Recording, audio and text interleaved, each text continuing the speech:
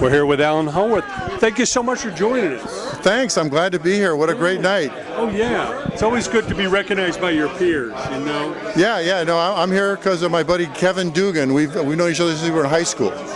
And Kevin comes from Van Halen. He's with Michael Anthony. Oh wow! Yeah, we were all hauling gear around and loading trucks together when we were kids. Yeah. So you were in L.A. in the '70s? In the '70s, I was in Cleveland. Oh wow! So I'm a Cleveland kid. So you know some winners. Yeah. My band was Silk. We were produced by Bill Simzik. Our sister group was Joe Walsh and the James Gang. We opened for the Cream. We opened for the Who. I thought my head was down here. I thought I was going to be a rock star like all these kids do, you know. But I had to grow up, so. Yeah. What was it about film music that kind of drew you? Like, I can do that. Well, it's funny. I was always a painter. Okay. So music was like a hobby.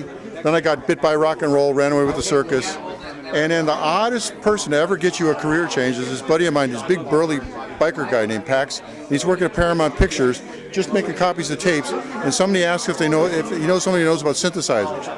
And at the time, I was working for a band called Weather Report. I was the keyboard tech for Joe Zawinul. Yeah, so this is Jaco Pastorius, Wayne Shorter, Joe Zawinul. Yeah. So he turned and goes, "Oh man, you got to talk to my buddy Alan, man. You know, he knows all about synthesizers. He works for Weather Report."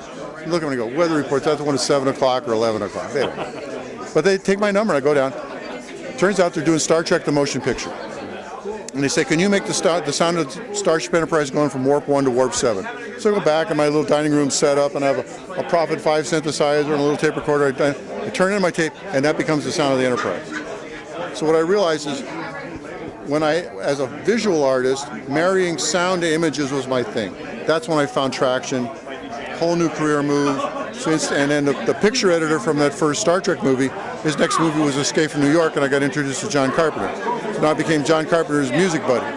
So I did Halloweens and Escape from New York, Prince of Darkness, They Live, Big Trouble in Little China, Christine. I did all those movies with him as the other guy. It was all my gear. He just came over to my house and hung out. So that was fun. Well, starting out, what was the biggest challenge to overcome? Couldn't have been all easy. I mean, what was the part you really had to learn? The first thing I had to learn was in the world of sound effects, it wasn't going to just come out of a synthesizer. That was electronic. They were asking for organic sounds, which today we have all these sampling computers, but those days it was tape.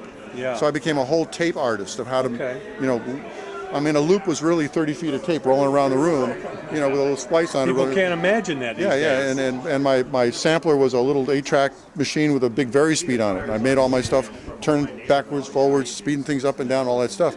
But, in high school I was into all this abstract stuff like Yushishevsky and Stockhausen. So for me, sound effects and music is kind of the same thing. It's just, what do you want me to do? So that was the thing. We were becoming really an expert at sound. Recorded sound. And then when we got to the computers and the synthesizers as married, this became the texture. So a good sound design is made of layers, right? It's a piece of this and a piece of this and a piece of this, all blended together so you don't recognize it anymore. It becomes the sound of this, whatever you're watching. So that was my thing.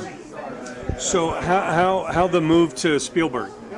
How did that open up? Well, so the same sound effects crew from Star Trek did Poltergeist. Okay. So Spielberg was in at the post-production of Poltergeist. So I remember sitting in a room with, I'm sitting in a room here, Steven Spielberg and Michael Kahn and Frank Marshall, the heavies, and we're spotting sound effects. And I remember the scene, and there's one scene where the little girl is missing now, and we only hear her voice. So it's my job to make the sound of her voice, right? So I go to Steven, what do you want it to sound like? And he goes, Earth to Venus. I go, oh, that's brilliant. I go out in the hallway and I start to sweat. I have no idea what he's going to do. What? It's a Spielberg. If I don't get this right, I'm out of here. I'm going to fuck up. And I went through all kinds of stuff. I didn't have any digital. This is all tape recorded. So nothing's working. And one day I'm taking right in the car, taking my tapes into Paramount, and on the radio comes Whole Lotta Love. And if you remember in the break, where it breaks down, there's this little, it's actually an accident. Yeah. There's a little sound before Robert Plant going, you need, my love, my right. That's it, Earth to Venus. That was my inspiration. I went back, I took the girl's voice, put it backwards on the tape recorder, played it into reverb backwards, so I had reverse reverb. Yummy. I was saved. That's what's in the movie. Wow. So you just never know where it's going to come from. Creativity is not on demand. Yeah.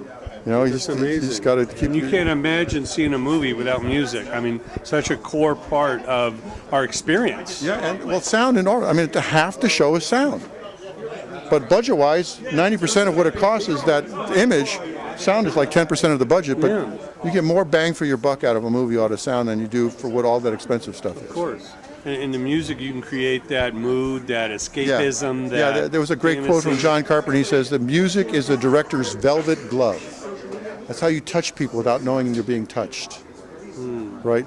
You're supposed to be scared now. You're supposed to feel sad now. You're supposed to care about this person. And the music is the underbelly or the underpinning of all that. This is how you're supposed to feel. So I become an expert at it. That's my thing. Now, what advice do you have to the younger filmmakers, the people that are coming up? Obviously, they've got limited budget, but they still need music. They still need to create that impact so they can get the bigger deal. You know what? You can make an entire movie on one of these now. Okay. So I don't think there's any excuse that I don't have this stuff. What you need is a story. What are you telling? And then how you tell the story is with whatever you got. Like I had a great lunch with Brian Eno, talking about production and how there's all this equipment and gear and all this stuff, and in the old days we didn't have it. Well, because you were restricted, you got more out of what you had. So when he produces a band now, he actually restricts, like we're going to use acoustic drums, analog synthesizers, we're going to use real vocals, no pitching, make that record that way. And backing the band into a restriction makes them do more out of what they got, and it's a better record. Beatles made those records on 4 tracks. Right. So there's no excuse to say I don't have this stuff. You already got the Right. stuff. The point is, follow your passion, your heart. Don't let anybody tell you what to do, even though if they think you're stupid or it's dumb or why are you going to do that? You're never going to make any money. Don't let any of that stuff take you off track, because you know in your heart, and this is the big energy. This is life right here. This is who you are. Yeah. You know, and then up here is just this is your eyes and your ears. This is the receiver system, but you know here and the guts right underneath. Follow that, and you're on. That's amazing stuff. That's the stuff. Alan, it's a real pleasure. Sure. Congratulations on your honor tonight. Well deserved. Yeah, thank you. Can't wait to keep seeing that music coming. It's Appreciate all that you do. Looking forward to it. Thank you. Yeah. Can we get